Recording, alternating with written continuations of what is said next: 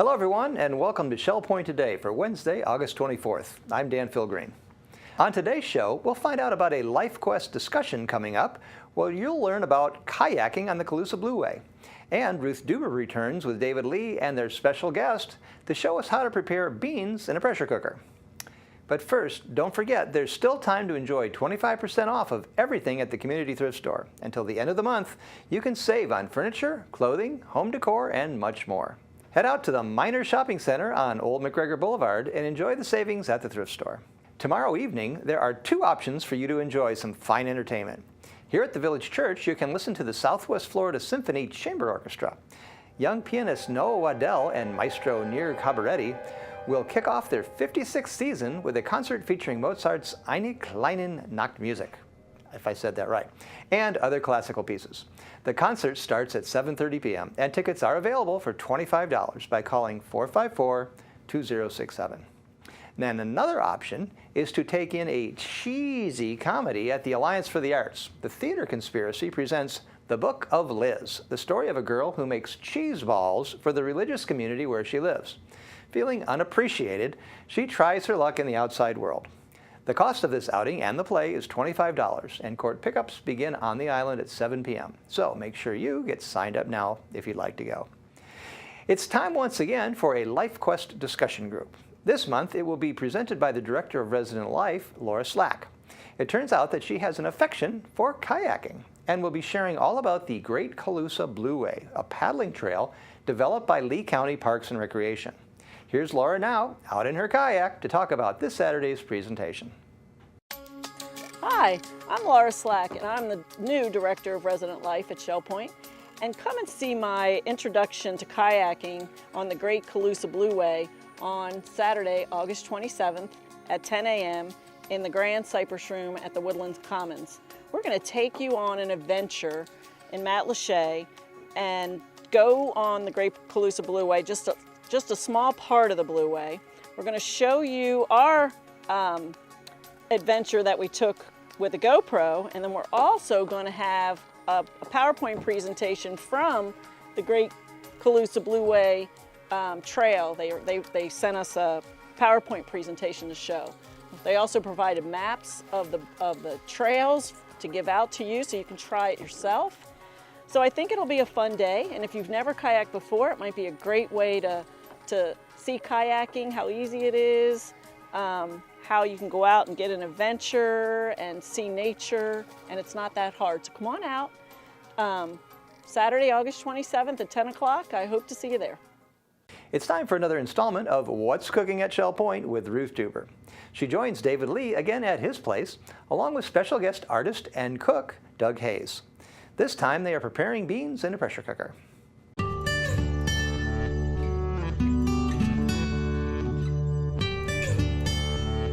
Hello, I'm Ruth Dueber, and this is What's Cooking at Shell Point. And I have David with me again, and this handsome gentleman is a guest of David's. And he's been here for a little while, and he's just taught us some wonderful things. As I have said in the other show, things have changed in the 10 years since I've been doing this show. And it's always interesting that there are so many new ideas in cooking. And that's what we've been doing. And today, you're using a pressure cooker. Is that right? That is right. And that's a very old technique, right? Okay. This is like what David was saying. What were you saying about this pressure? It's not my grandma's pressure cooker. I don't have to worry about blowing up the house. That's true. Yeah. I had one that worried me all the time, every time I used it. Yeah, and you never knew if it was done or not. That's so. right. And then to cool it down, that was dangerous too. So, okay, I'm going to let the two of you take over and give us the show here. Okay, thank you. Well, Doug, what are you going to do for us today? Well, we're going to demonstrate how we can use this new pressure cooker to cook some very traditional meals. The nice thing about the pressure cooker is it cooks so fast that things that usually would take 2 or 3 hours, you know, like beans, legumes. Or overnight, too. Or soak them overnight. It took a long time to cook, and you had to watch the pot. You had to be right there, because if you let it go an extra 20 minutes, you ended up with mush. So this pressure cooker has a built-in computer, and you can program it for however long you want it to cook. So all you have to do is put the ingredients in, program it, and walk away. And a lot of times I'll pre-prepare a meal the night before, right before I go to sleep, and I'll just go ahead and turn on my pressure cooker with everything in it, and it'll heat up, cool down, keep it warm, and then in the morning I've got oatmeal or whatever. Yeah. Yeah. So Really good oatmeal. yes, really good oatmeal. So, and again, you know, the luxury of the pressure cooker lets us do things really fast. And having the computer on it, you know, having it programmable, takes all the guesswork out of it. So it's effortless. And it's got a safety so that it won't blow up. It's pretty safe. It's it's, and the lid has the lock, so if it's still under pressure, you can't take it off. But it's and we'll get to that, and I'll show you how we release the pressure and everything. But Well, the two things you intrigued me with is, number one, you said you could cook a corned beef in an hour. right. And while I love to cook, I never do corned beef. It's too much work. It does. I It gotta takes watch all it. day. And the second thing, which I know we're doing today, I have never cooked with legumes. Right. Because I just, too much to it. So I'm looking forward to this. Mixing the legumes and the whole grains makes sort of a bean soup or stew, and you can dress it up with spices however you'd like. If you want it hot and spicy, like with a curry, you can do that. Or if you just want just plain simple, it works.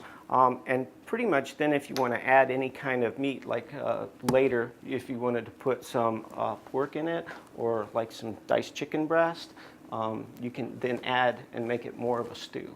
So it's something that, you know, in the beginning of the week, I can cook up a big pot of this, and every time I pull out, I can dress it up differently and make a totally different dish. And all the ingredients that we're using, some of them are a little bit exotic sounding, but we picked all this up at Publix and Fresh Market. So our main ingredients, we're going to use some whole grains and some legumes.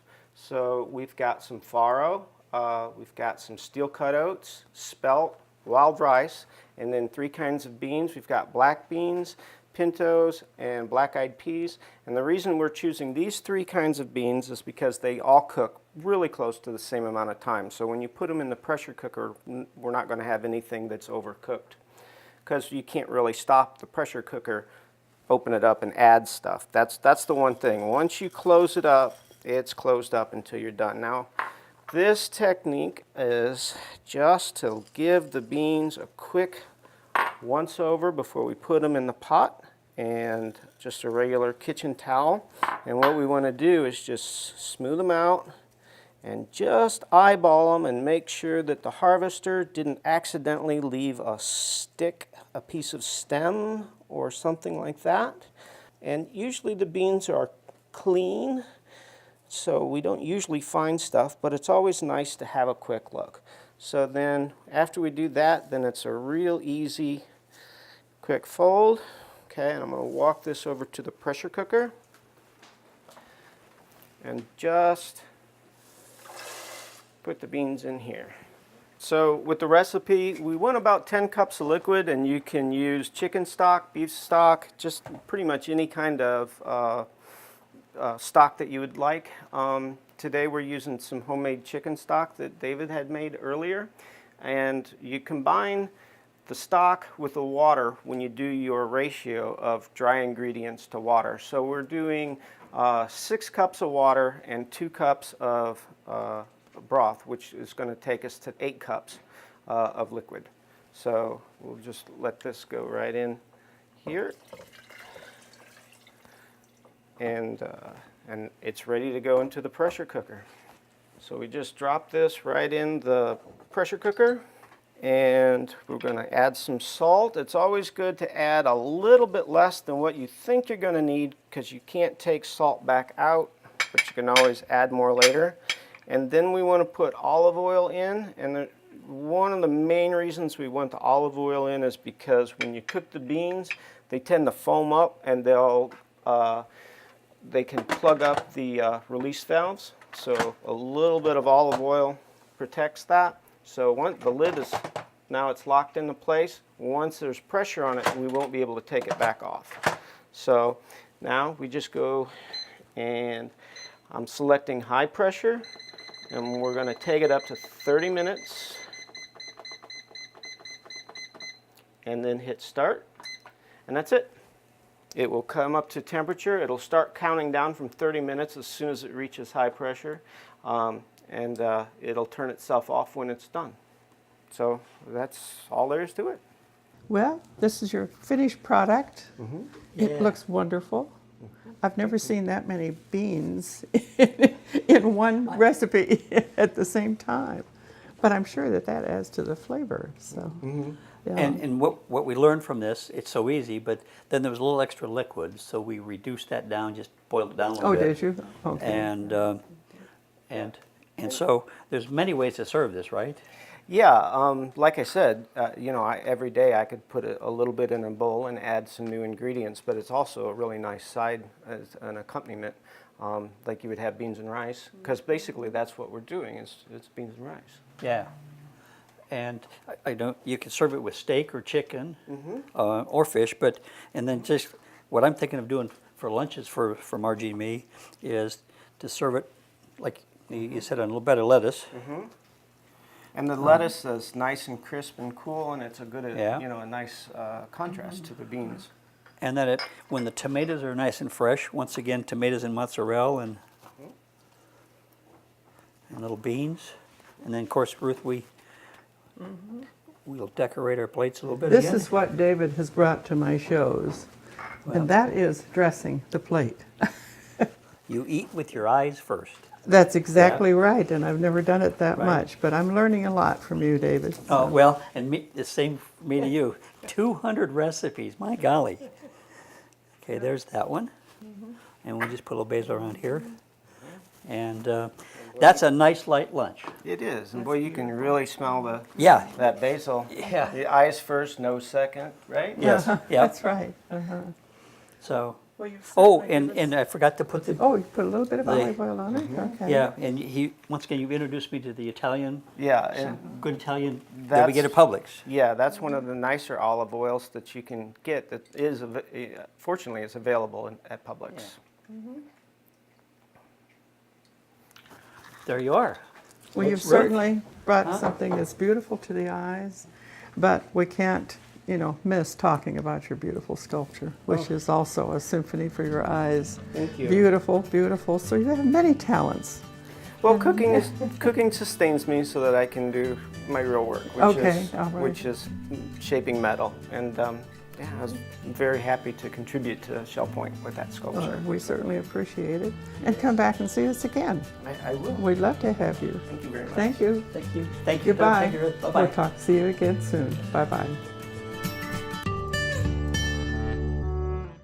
And now it's time to cover all of today's happenings, menus, and Village Church connections. Hello, everybody, and welcome to the Happenings segment of Shell Point TV. I'm Bev Chandley, and I'm here today with Michelle Tompkins, and we're going to tell you the activities that we offer for you today at Shell Point. We're going to start with 8 o'clock men's round robin tennis down at the Woodlands today. Also at 8 o'clock, we have pickleball. That's held behind the Resident Activity Center on the game courts. Today's the day Lilly & Company Jewelers will be here for their weekly jewelry service. That's at 8:45 at the Resident Activity Center. Jurassic Travel will be in the Egret Room at 9 o'clock. Also at 9 o'clock, we have the watercolor group with Phil Hilton down in the art studio. We're going to move on to card making and scrapbooking group. They'll be in the Tarpon Room at 9:15. And at 10 o'clock, we have the ladies' Bible study going on in the Osprey Room on the island. Men's match play tennis is at 10 o'clock. And we have a Health Connections class at 10:15. This one is called Organizing My Documents. That's in the Social Center on the island. At 10:15, the Model Yacht Sailing Club will be at the Woodlands Commons Lake. And our final activity of the morning is a Health Connections class at 11:30, Bar Ball Edition. That's in the Health Club. Michelle, what do we have going on this afternoon? We'll start our afternoon at 12:45, a Health Connections class, Advanced Strength and Conditioning at the Health Club on the island. 1 o'clock, we have chess in the Library Lounge on the island. Then we move to another Health Connections class, Balance and Mobility Advanced, 1:45 at the Island Health Club. And we have Jazz and Stuff, 2:30 at the Grand Cypress Room over at the Woodlands, and Pilates Stretch, 3 o'clock at the Health Club on the island. And 7:15 p.m. we have prayer and praise at the Village Church over here on the island. Thank you for joining us today. Have a great day. We'll see you tomorrow. Menus for Wednesday. In the Island Cafe, the sandwich special is a chicken cordon bleu sandwich with a side tossed salad for $7.75. Dinner specials in the Palm Grill are veal parmigiana for $15.95 or snapper en papilote for $16.95. All menus are available 24 hours a day at www.shellpoint.net. Welcome to Village Church Connections. I'm David Pavey. Some time ago, the San Francisco Chronicle reported that a crab fisherman working the open waters east of the Farallon Islands, about 18 miles off the coast of San Francisco, spotted a whale that had become entangled in the nylon ropes that link crab pots. The whale was a female humpback, about 50 feet in length and weighing an estimated 50 tons. It had probably become snared while following the usual migratory route between the Northern California coast and Baja California. A rescue team was hastily assembled, and within a few hours divers had evaluated the situation and determined that the whale was so badly entangled in the crab pot lines that the only way to save her was to dive beneath the surface to cut the nylon ropes that were ensnaring her. One of the rescuers reported, "I was the first diver in the water, and my heart sank when I saw all the lines wrapped around it. I really didn't think we were going to be able to save it." About 20 crab pot ropes, which are 240 feet long, with weights every 60 feet, were wrapped around the animal. Rope was wrapped at least 4 times around the tail, the back, and the left front flipper, and there was a line in the whale's mouth. The crab pot lines were cinched so tightly that the rope was digging into the animal's blubber and leaving visible cuts. At least 12 crab traps weighing 90 pounds each hung off the whale. The combined weight was pulling the whale downward, forcing it to struggle strenuously to keep its blowhole out of the water. 4 divers spent about an hour cutting the nylon ropes with a special curved knife, a risky undertaking since a single flip of the huge mammal's tail could easily kill any of them.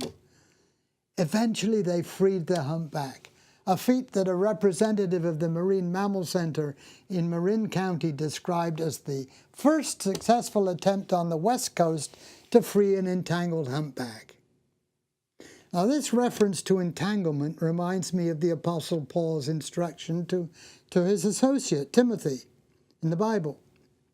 "Join with me in suffering," he said, "like a good soldier of Christ Jesus." No one serving as a soldier gets entangled in civilian affairs, but rather tries to please his commanding officer. Paul and Timothy served God in a world where Roman soldiers were omnipresent. No Roman soldier was permitted to engage in any civilian occupation, such as farming or any other business, as this might divert him from his profession. His calling was to please his commanding officer. The soldier must not allow the ordinary affairs of life to entangle him and so distract him from his duty. Like those soldiers, the committed Christian is challenged to avoid getting entangled in making worldly security a priority.